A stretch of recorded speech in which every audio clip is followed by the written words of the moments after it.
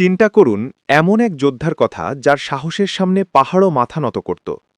খাইবার যুদ্ধের সেই কঠিন দিনে যখন কোনোভাবেই ইহুদিদের দুর্ভেদ্য কামুজ দুর্গ জয় করা যাচ্ছিল না, তখন নবীজি সাল্লাল্লাহু আলাইহি ওয়াসাল্লাম ঘোষণা করলেন যে আগামীকাল আমি পতাকা এমন একজনের হাতে দেব যাকে আল্লাহ ও তার রাসূল ভালোবাসেন। পরদিন সকালে দেখা গেল হজরত আলী রাজিয়াল্লাহু আনহুয়ের চোখে প্রচণ্ড ব্যথা, তিনি তাকাতেই পারছিলেন না। আল্লাহর রাসূল সাল্লাল্লাহু আলাইহি ওয়াসাল্লাম নিজের লালা আলী রাজিয়াল্লাহু আনহুয়ের চোখে লাগিয়ে দিলেন এবং সাথে সাথে তিনি এমনভাবে সুস্থ হয়ে গেলেন যেন কোনোদিন ব্যথা ছিলই না। হজরত আলী রাজিয়াল্লাহু আনহু যখন দুর্গের সামনে গিয়ে দাঁড়ালেন, তখন সেখান থেকে আরবের শ্রেষ্ঠ যোদ্ধা মারহাব দম্ভ নিয়ে বেরিয়ে এলো। মারহাব দেখতে ছিল বিশাল এবং তার গায়ে ছিল ডাবল বর্ম। সে কবিতা পড়ে নিজের বীরত্ব জাহির করে বলছিল, পুরো খাইবার জানে আমি মারহাব, আমি বিষধর সাপের মতো ভয়ঙ্কর এবং অস্ত্রচালনায় পারদর্শী। এর জবাবে আলী রাজিয়াল্লাহু আনহু বীর দর্পে উত্তর দিলেন, আমি সেই ব্যক্তি যার নাম আমার মা রেখেছেন হায়দার বা বনের সিংহ।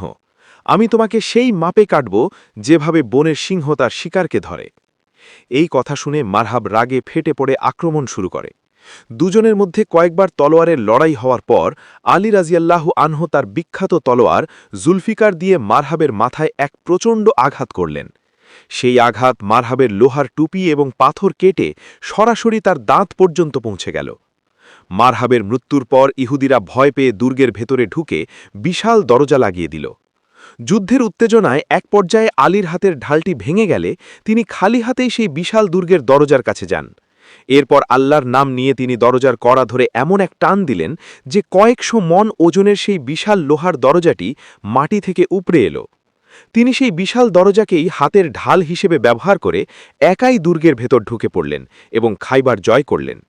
যুদ্ধের পর দেখা গিয়েছিল যে দরজাটি আলী রাজিয়াল্লাহু আনহু এক হাতে উড়িয়ে দিয়েছিলেন, সেটি ৭-৮ জন শক্তিশালী মানুষ মিলেও মাটি থেকে ১ ইঞ্চি নাড়াতে পারছিল না।